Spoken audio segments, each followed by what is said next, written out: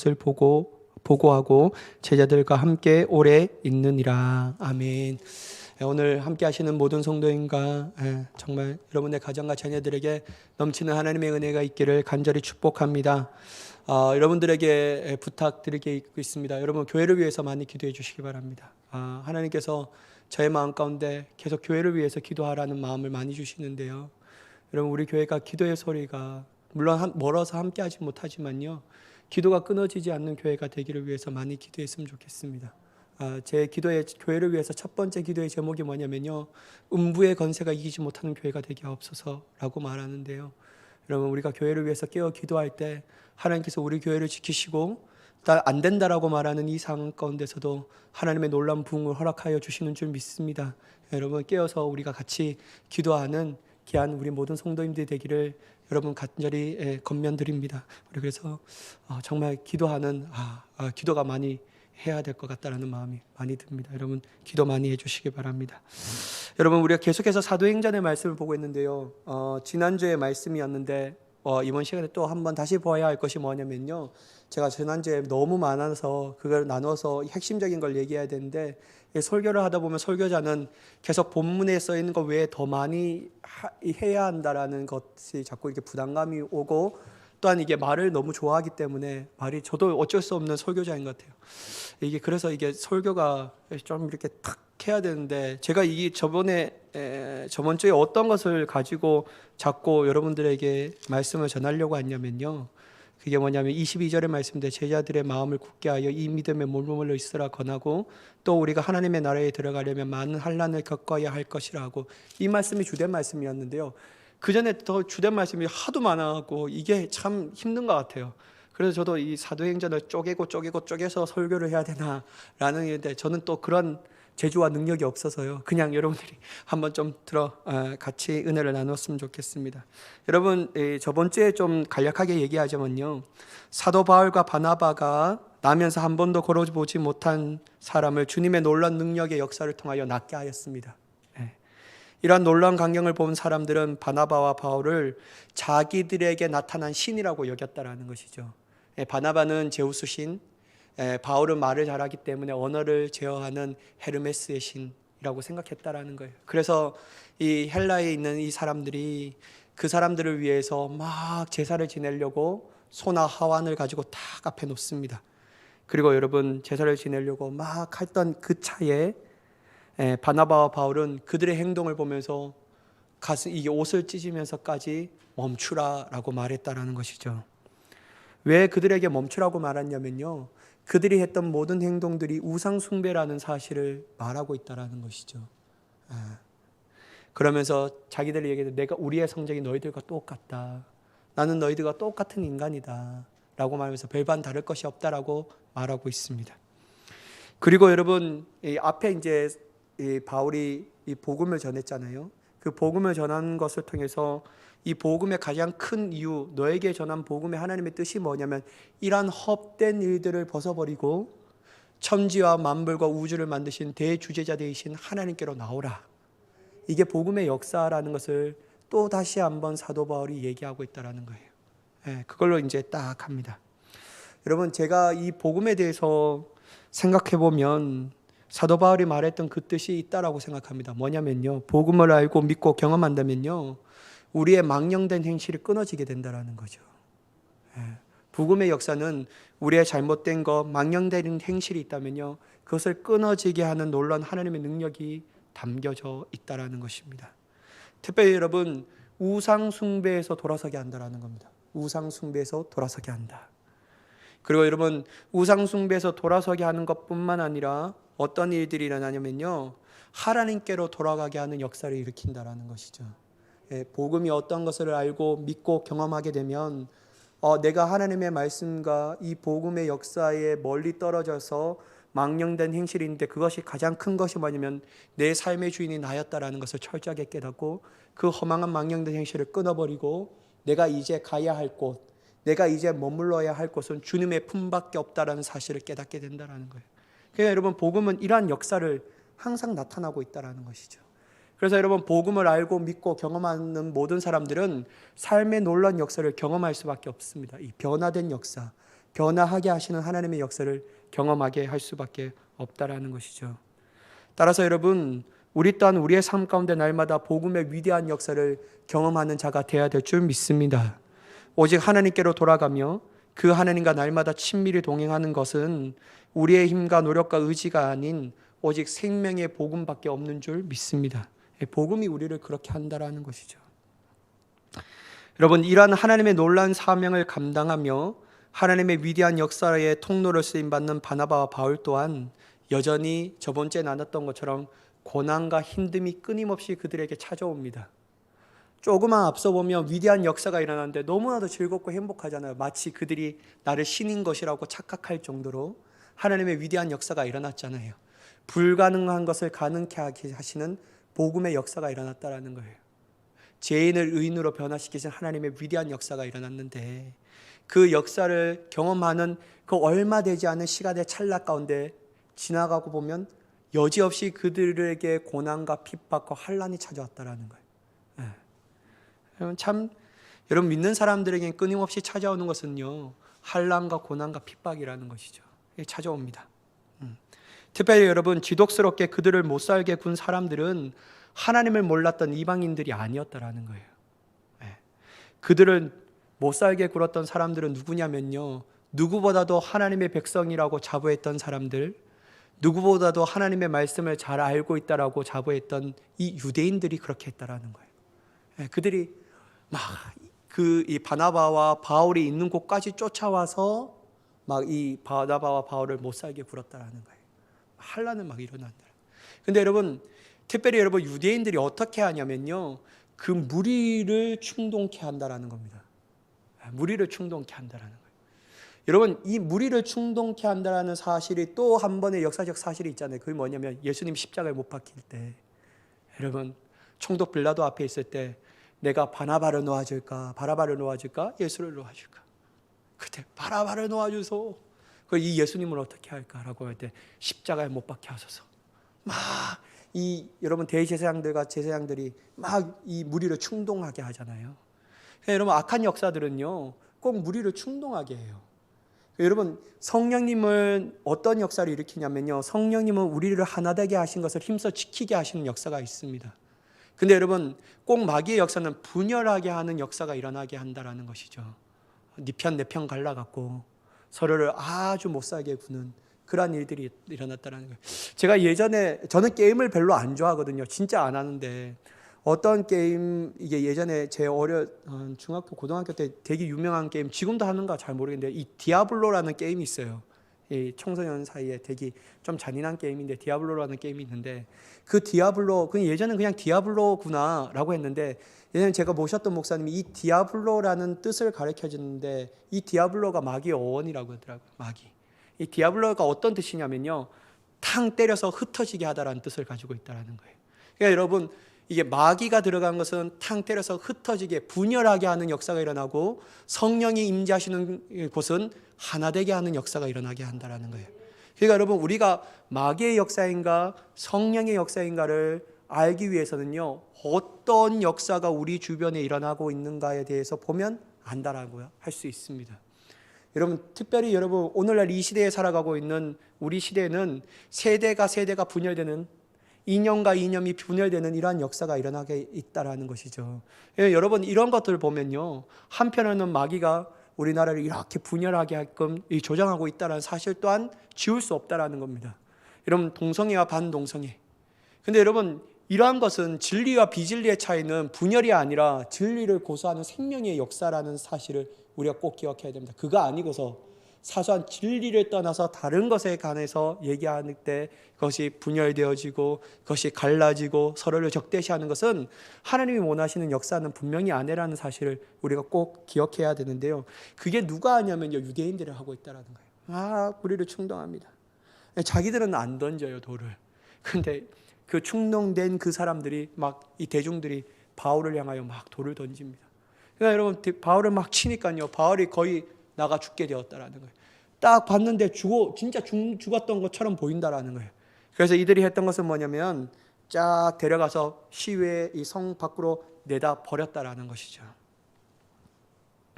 근데 여러분 참 하나님의 역사는요, 이 죽은 것 같은 바울을 여전히 살려주신다라는 거예요.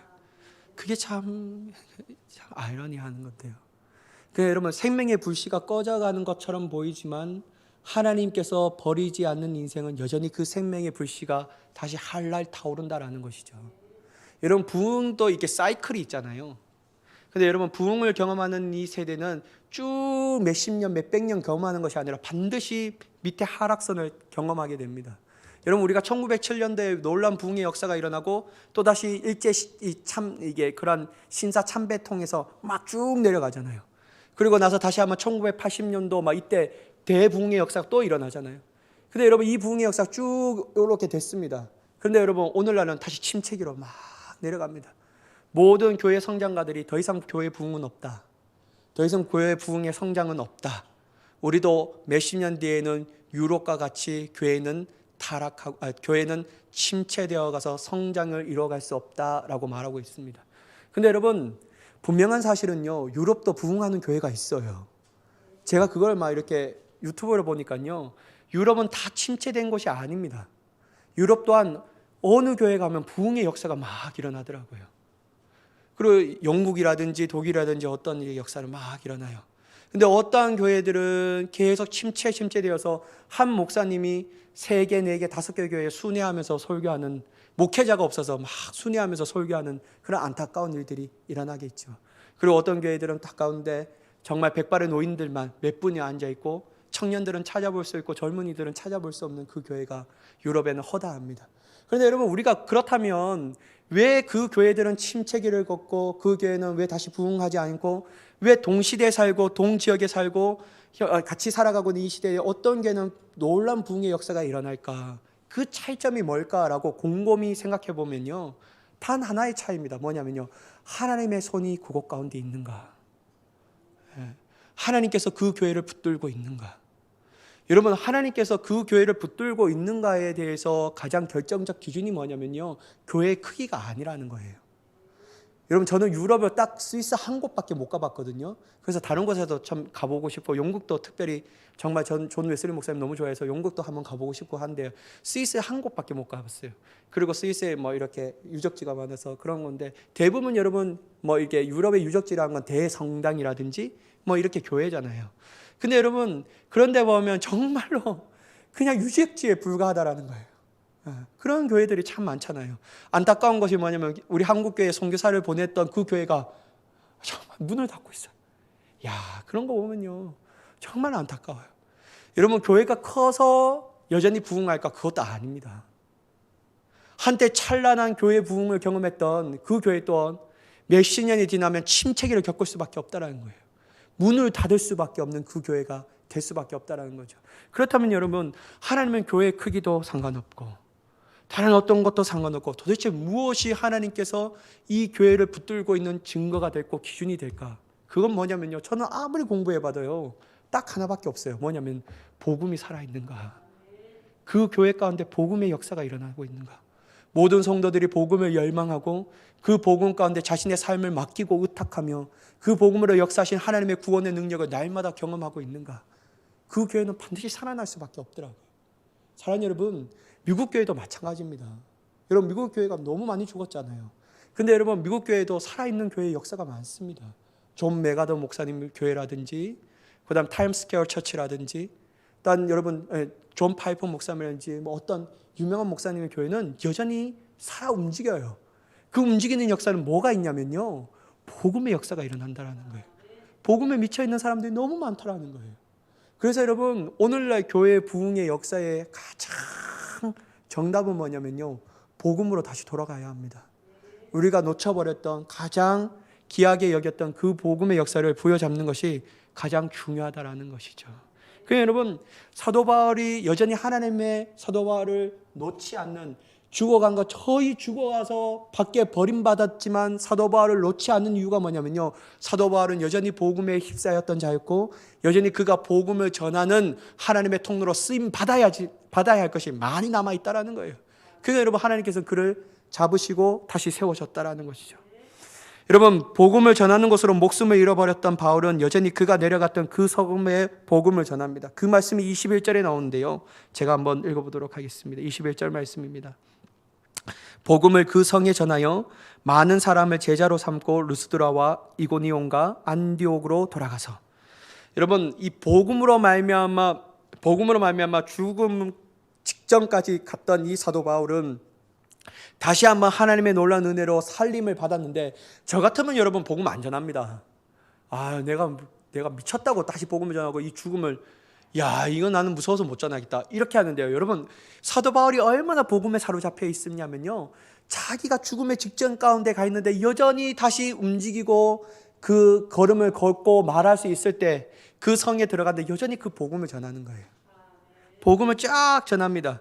근데 여러분, 복음을 사도 바울이 전했던 이 복음에 위대한 하나님의 능력이 있으니까, 목숨을 걸고 사도 바울이 이 복음을 전하니까 이 복음의 진실성과 온전함이 담겨 있으니까 그 복음을 들었던 그 성 안에 있던 많은 사람들이 회심하는 놀라운 역사가 일어나요. 마음의 변화가 되었습니다.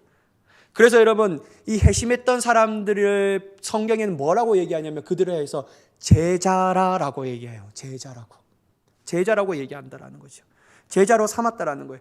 여러분, 이 제자라는 단어는 그냥 교회만 다니고 왔다, 복음만 들었고 네 예수님 믿습니다 라고 말해서 세상에 여전히 빠져있는 사람들에 대해서는 성경적으로 제자라고 말하지 않습니다. 그냥 무리라고 말하죠. 무리라고 표현되죠. 근데 여러분, 성경에는 제자라고 표현할 때 어떠한 생각, 어떠한 것을 담고 의미를 두면서 표현하냐면, 그 말은 뭐냐면요, 무늬만 그리스도인 것이 되는 것이 아니라 제자는 바로 스승을 닮아가는데 그 예수 그리스도를 온전히 닮아가는 사람들을 제자라고 얘기하는 거예요.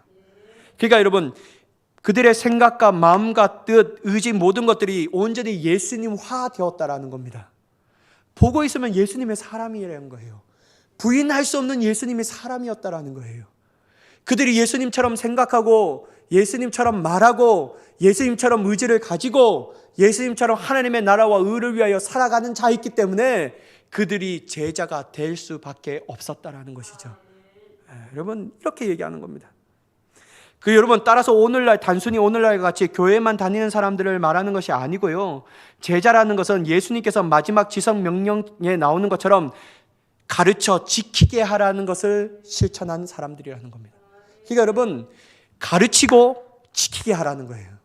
여러분, 오카누 목사님의 제자 훈련의 대명제가 뭐냐면요, 가르쳐 지키게 하라. 그냥 가르치는 것만 중요한 것이 아니라 그 가르침을 지키게 할 수 있는 온전한 제자의 삶으로 살게 하라라는 것이 오카누 목사님의 제자 훈련의 가장 큰 대명제라는 겁니다. 근데 여러분, 오늘날 많은 사람은 배움을 좋아합니다. 이것도 배우고 저것도 배우고 이것도 배웁니다. 근데 여러분, 배웠다라는 것이 자신의 지식으로 알고 그것이 다라고 생각하면 만족한다라는 거예요. 근데 여러분, 그것은 제자 훈련이 아닙니다. 제자의 삶이 아니라는 거예요. 진정한 제자의 삶은 내가 배웠으면 그것을 가지고 지키는 삶을 사는 겁니다. 그게 제자라는 거예요, 여러분. 그러니까 여러분, 오늘날 많은 이 사도 바울이 그곳에 가서 복음을 전했는데 많은 사람들이 제자가 되었다는 것이 무엇입니까? 이 사도 바울이 가르쳤던 그 복음이 실제로 그의 삶 가운데, 그들의 삶 가운데 움직여서 그들의 삶의 모든 것들을 변화시키는 하나님의 놀라운 사람의 역사를 경험했던 자들이라고 얘기할 수 있다는 겁니다. 그러니까 여러분, 능력을 가진 사람이죠. 그러니까 여러분, 로마에서 이 그리스도의 인구가 7%의 미만인 사람들이 있었는데도 불구하고 놀라운 역사가 바뀌어졌다는 것을 우리가 능히 배웠지 않습니까? 여러분, 이게 너무 중요합니다. 여러분, 가르쳐 지키게 해야 합니다. 여러분, 우리는 너무 가르치는 건 좋아하는데요, 배우는 건 좋아하는데요, 그렇게 안 살려고 해요. 왜냐하면 너무 힘드니까. 그렇게 살면 너무 힘드니까. 근데 여러분, 제자는요, 배우는 것뿐만 아니라 그렇게 살아가야 합니다. 안 되더라도 주님께서 그렇게 하실 수 있도록, 내 마음 가운데 오실 수 있도록, 그리고 주님의 놀라운 능력으로 그렇게 살 수 있도록 주님의 바짓가랑이를 붙잡고 그렇게 기도하며 나아가는 우리의 삶이 되어야 될 줄 믿습니다. 여러분, 이거 너무 중요합니다. 너무 중요해요. 여러분, 그들이 듣고 배웠던 모든 말씀 가운데 힘써 생하니까 위대한 역사가 막 일어나는 거예요. 이런 사도 바울이 배웠던, 교제했던 사람들이 다 제자가 되니까요, 힘을 가진 능력의 그리스도인들이 되었다라는 것이죠. 여러분 22절의 말씀을 보시면요, 이 제자들을 향해서 뭐라고 얘기하냐면요, 이 제자들을 향해서 22절, 다른 곳에 가도 또 제자들이 있잖아요. 그 제자들에게 뭐라고 하냐면, 제자들의 마음을 굳게 하여 이 믿음에 머물러 있으라 권하고, 또 우리가 하나님의 나라에 들어가려면 많은 환난을 겪어야 할 것이라 하고. 여러분, 저는 22절의 말씀이 너무나도 중요하다라고 생각합니다. 왜냐면요, 사도 바울이 제자들에게 궁극적으로 원하는 것이 무엇일까에 대한 표현이 여기에 다 있다라는 것이죠. 궁극적으로 제자들에게 원하는 모습, 제자들이 어떻게 이 세상을 살아가야 할지에 대해서 얘기하고 있다라는 것이죠. 여러분, 사도 바울은 제자들의 마음을 굳게 하기를 원하였다라는 겁니다. 여기서 사용된 헬라어 에피스테리조는 힘있게 해준다, 튼튼하게 만든다라는 뜻을 가지고 있다라는 겁니다.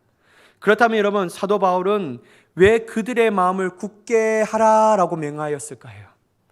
그것은 이어지는 바울의 겉면에 대해서 얘기하는데요, 이 믿음에 있게 하기 위하여, 머물게 하기 위하여 너희는 마음을 굳게 하라라고 말하고 있다는 거예요.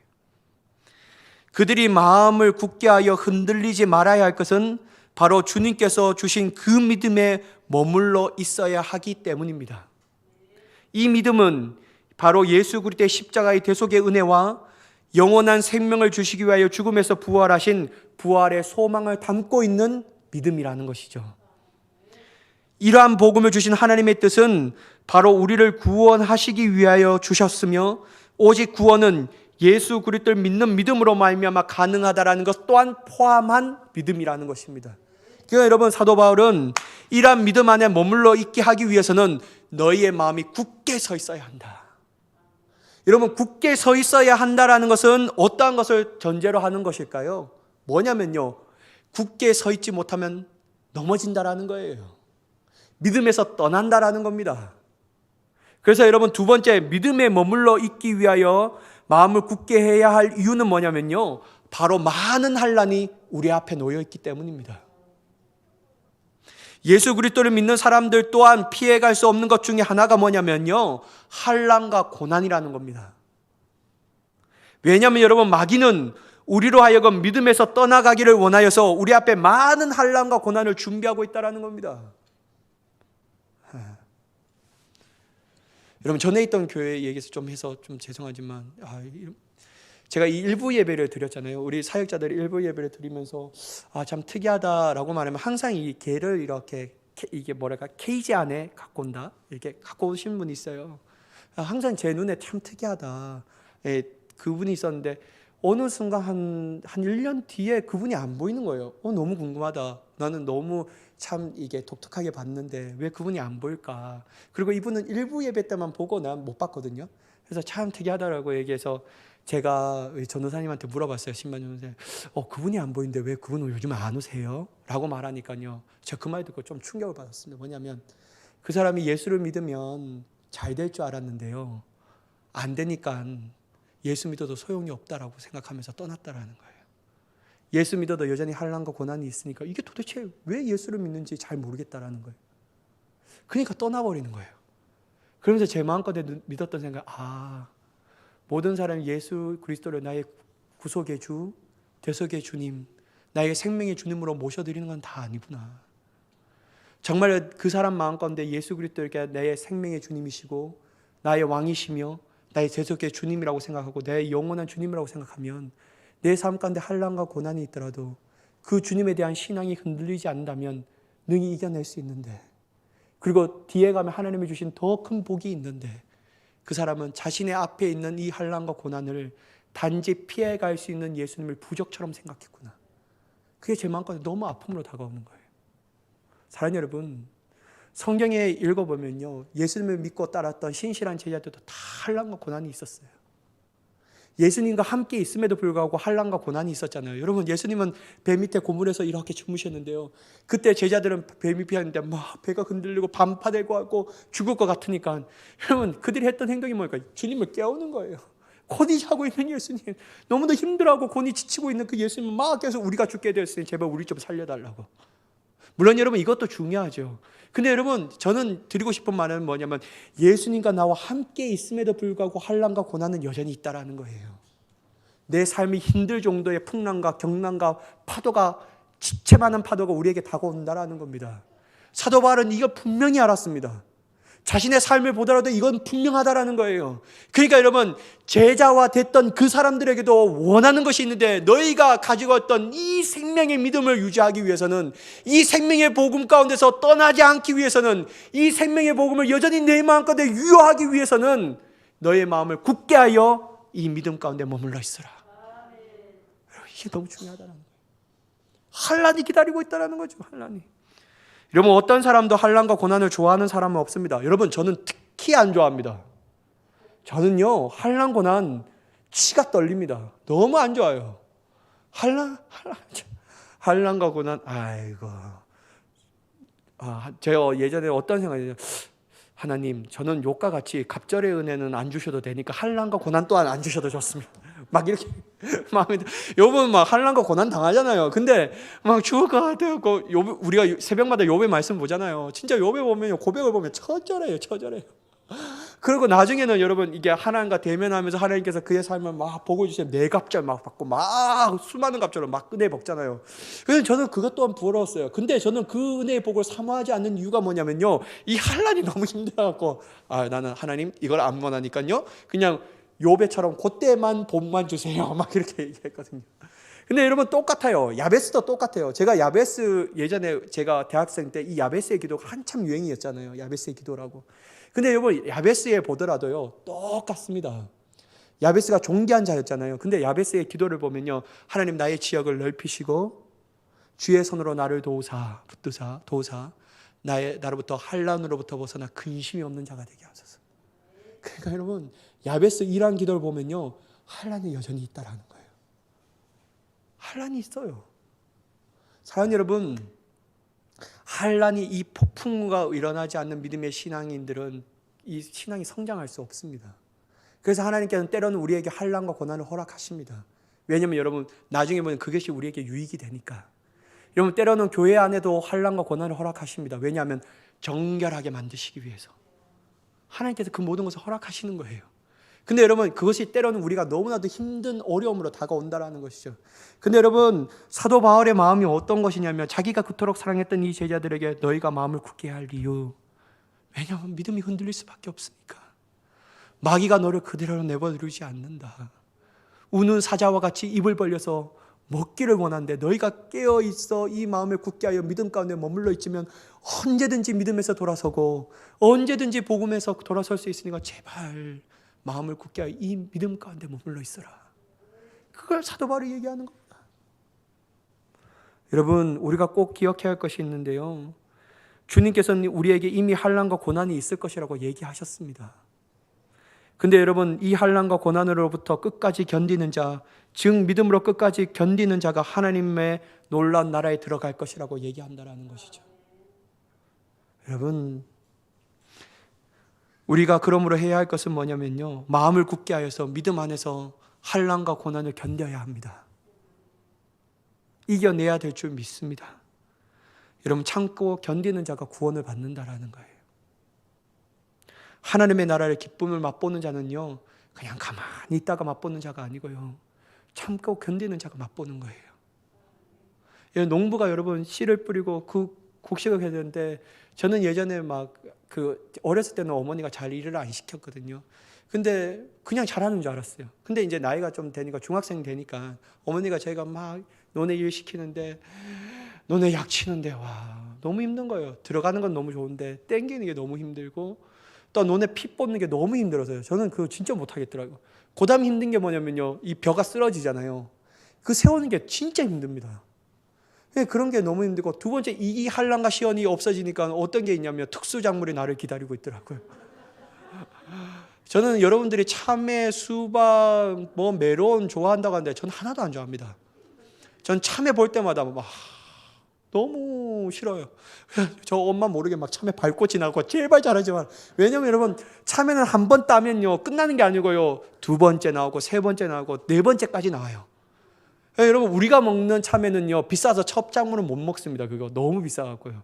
제가 아직도 기억나면 4월 초 8일 날 첫 작물이 이게 수확을 하거든요. 그 석가탄신이 그때 막 이랬는데요. 그때는 비싸서 나도 안 줘요, 우리 어머니가.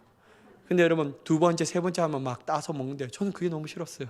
그래서 막 밟지 마, 야 이거 밟지 마라. 근데 저 멀리 따지자 막 밟고 지나가죠. 제발 열리지 마라, 더 이상 열리지 마라고. 왜냐면 여러분 이게 따면요, 저희 어머니 막 이렇게 따고 가면 저는 허리를 굽혀갖고 비닐 봉지에 이렇게 메고 막 넣어요. 그래서 여러분 하우스 길이가 150m, 200m 되면 그 봉지를 이렇게 놓잖아요. 그러면 그거 들고 저 끝까지 갖고 가야 돼요. 중학생이 여러분 네 봉지에 들고 가득 찬 거 들고 가면요 너무 힘들어요. 근데 그게 어떻게 하냐면요, 4시에 해가지고 나서 껌껌할 때 그때 하는 겁니다. 왜냐하면 더우니까 들어가지 못하니까. 토요일 때마다 이렇게 시키니까 친구들과 안동 시내에 가서 나도 놀고 싶은데, 나도 오라시에 가서 같이 놀고 싶고 같이 맛있는 거 먹고 싶은데 꼭 약속 잡고 나고 집에 오면 그때 핸드폰이 없으니까 꼭 집에 오면 현대야 가자 하면 가는 거예요. 그게 너무 싫은 거예요. 근데 여러분 농부가 참 어렵고 마음을 써야 되고 이 농작물을 볼 때마다 때로는 병들어서 안타까움이 있고요, 김도 매줘야 되고 약도 쳐줘야 되고 막 그렇게 합니다. 그게 너무 힘들죠. 근데 여러분 그 모든 힘듦을 이겨내는 이 농부만이 끝에 아름다운 결실을 맺게 되는 겁니다. 사랑하는 여러분, 우리의 믿음의 결실 또한 그 믿음의 열매를 맺기까지 얼마나 힘듭니까? 어려워요. 힘들어요. 사람들에게 상처도 받고요, 교회에 상처받고, 가장 큰 상처가 뭐냐면 여러분 저에게 상처받으면 안 되는데 목사한테 상처받는 게 가장 참 힘든 겁니다. 근데 여러분 정말 이러한 상처, 상황과 환경과 여건 가운데 어렵고 힘든데요, 그 모든 것을 참고 견디고 인내하는 자들에게 하나님께서 하나님의 나라의 기쁨을 허락하여 주시는 줄 믿습니다. 여러분 견디십시오. 인내해야 합니다. 그거밖에 없어요. 그거밖에. 여러분 마지막인데요, 23절에 보면요, 각 교회에서 장로들을 택하여 금식하며 기도하며 그들을 믿는 주께 그들을 위탁하고. 저는 이 말씀을 좀 주의 깊게 한번 봤는데요, 바울은 교회를 위하여 장로를 택했다라는 거예요. 세웠죠. 이게 뭐냐면 중직자, 리더자를 세웠다라는 것입니다. 근데 그들을 위하여 기도했습니다. 그것도 어떻게 사도 바울이 어떻게 기도했냐면 금식하며 기도했다라는 거예요. 그리고 그들이 믿는 주께 그들을 위탁하였다라는 거죠. 그래서 여러분 저는 이 말씀을 보면서 교회의 직분자들은 각 개인의 영광을 위하여 세워지는 것이 아니구나. 교회의 직분자가 특별히 중직으로 세워지는 것은 바로 하나님의 몸된 교회를 위해서 세워지는 거구나. 여러분 사도 바울 한번 생각해 보세요. 사도 바울이 그냥 이 사람의 장로로 택하여서 이 사람의 영광과 능력과 종기를 위해서 택하였다면 사도 바울이 뭐 하려고 금식하며 기도합니까? 금식하며 기도할 필요가 없었다라는 거예요. 근데 사도 바울이 금식하며 그들을 위하여 기도한 이유가 뭐냐면요, 그들이 장로로 택함을 받고 교회를 위해 그들이 세워지는 것은 뭐냐면 그들 자신의 영예와 존엄과 명예를 위해서 세운 것이 아니라 하나님의 몸된 교회를 위하여 세웠기 때문에 그들을 위해 기도했다라는 거예요. 금식하며 기도했다라는 겁니다. 금식하며 기도했다. 그러므로 여러분 모든 교회와 중직자들과 직분자들은 오직 하나님의 몸된 교회를 위하여 충성하고 헌신해야 합니다. 하나님의 몸된 교회의 영광을 위하여 우리가 해야 할 것은 뭐냐면, 중직자들과 직분자들이 해야 할 것은 뭐냐면요, 기도의 끈을 놓지 말아야 한다는 거예요. 내가 하나님의 몸된 교회의 직분자와 중직자로 부름받았다면요, 하나님은 너의 삶을 위하여 부름받은 것이 아니라 교회를 위하여 부르셨다라는 것, 이걸 꼭 기억하면서 사도 바울과 같이 기도해야 될 줄 믿습니다. 두 번째는 뭐냐면요, 교회 직분자들이 모든 직분자들과 중직자들이 성도들이 어떻게 기도해야 되냐면요, 하나님께 위탁하도록 기도해야 한다는 거예요. 하나님 그 중직자들에게 각각의 역량과 지혜와 능력을 주시옵소서라고 기도하는 것도 옳은 기도지만요, 사도 바울은 어떻게 기도했냐면요, 하나님 친히 하나님께서 그들을 돌봐 주시옵소서. 친히 하나님께서 그들을 돌봐 주세요. 그들에게 지혜와 능력과 권능을 허락하여 주세요. 이 기도가 아니고요, 물론 그들 기도를 했겠죠. 근데 사도 바울의 뒤에 표현이 어떻게 했냐면 주께 그들을 위탁하고 하나님께서 친히 돌봐 달라고 기도하는 겁니다. 사랑하는 여러분, 인간적인 돌봄과 인간적인 케어는 한계가 있습니다. 근데 여러분 하나님께서 친히 그들을 돌봐 주시고 이끌어 주시면 한계가 없는 줄 믿습니다. 그럴 때 그들이 더욱더 올바르게 세워질 수 있고 더욱더 하나님의 뜻에 잘 순종하며 나아가게 되는 줄 믿습니다.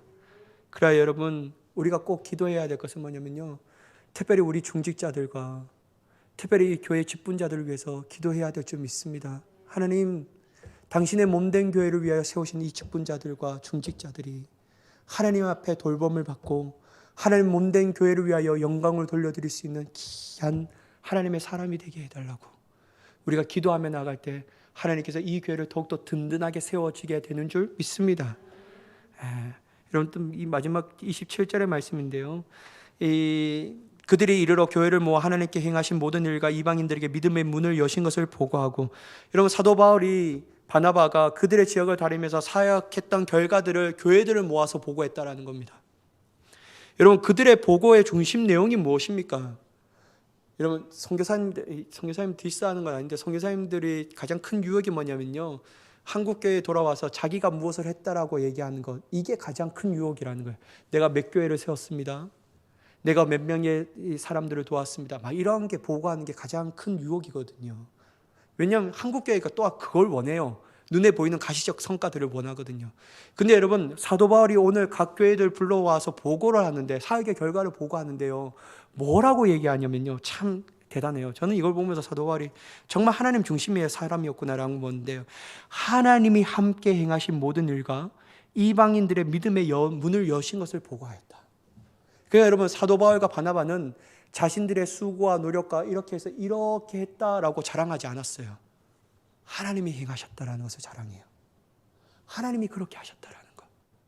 사랑하는 여러분, 그러므로 우리 가운데 일어난 모든 일들은 특별히 하나님의 놀라운 은혜의 일을 말함으로써 하나님만이 드러나기를 우리가 해야 될 줄 믿습니다. 그러니까 내가 교회를 위해서 했어요. 근데 여러분, 이건 내가 한 게 아닙니다.